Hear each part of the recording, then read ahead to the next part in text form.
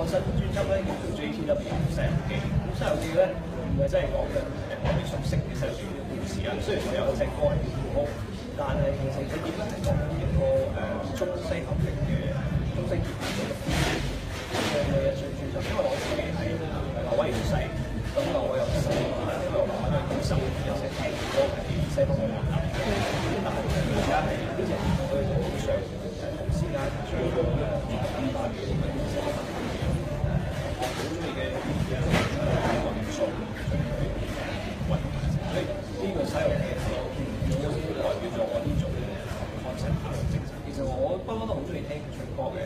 咁之後兩年幾前啦，我有幫佢寫過同埋製作一首歌嘅，咁嗰陣時之後都即係成為 friend 啦，咁都話即係第一個機會合作呢首歌，所以今次有呢隻冇所謂呢隻歌，我都好想係可以即係呢個嚟做一場啦，呢場嘢可以開始去都有時間嘅。其實暫定，因為點解我暫定推出呢個原創啲嘅暫時，因為我嚟緊嘅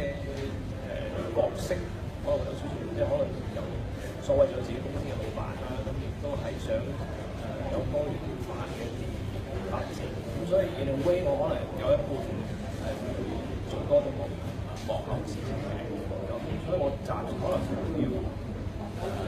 喺再即係出自己歌之前，可能會告一段落先，或者自己講啲其他嘢先。其實我自己就一路都好中意打拳嘅，咁同埋我細嗰陣時喺上海住都學過3年嘅功夫，咁所以呢樣嘢即係我係一直都喜歡。咁但係你話真係去拍功夫片就未必啦。喺電影方面，我自己都好想我已經同除咗開自己新公司音樂之外咧，我亦都同兩個導演嘅 friend 創立咗一個叫副營事嘅公司。咁我哋寫咗一個劇本，咁而家都寫咗第2個。咁但係而家個好初步嘅啫。而家我哋係只不過想睇下有冇投資者啊，有興趣去develop啲戲啊。咁希望喺10年內，我哋都好希望呢個副營事嘅呢個咁嘅品牌呢個公司可以做一啲好好嘅電影作品出嚟。